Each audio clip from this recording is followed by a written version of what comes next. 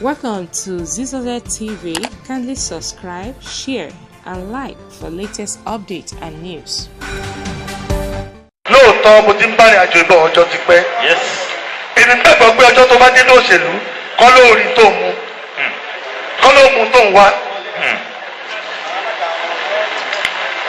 Àwa náà ti san dues wa àti pay dues wa bẹ́ẹ̀ àti bẹ́ẹ̀ kan. Bẹ́ẹ̀ honestly.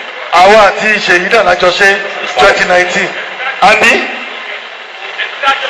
It is your 2023 Ṣèyí náà lájọ ṣe Báwa. o ti wà lórí ìjókòó gbà yẹn àbí Yóò kó mẹ́ta. 2027 yìí Ọlọ́run ti fi hàn pé àwa ló kàn ó. Àwa ló kàn. Adelabu ló kàn. Penkelemwsi ló kàn. Adelabu ti gbogbo wa náà ni. Àpèmọ́lá ẹni là ń pè tẹ̀gídílé. Báwa. Èmi ló kàn 2027. Adelabu ẹ̀yin ló kàn. Mo wá sọ fún yín pé ẹnu ò ṣeé ṣe iṣẹ́ náà ṣe débẹ̀. Àti èmi àti ẹ̀yin lájọṣe iṣẹ́ yẹn. Bẹ́ẹ̀ni. Ọmọ ẹgbẹ́ lájọṣe ẹnìkan ò lè dá ṣe.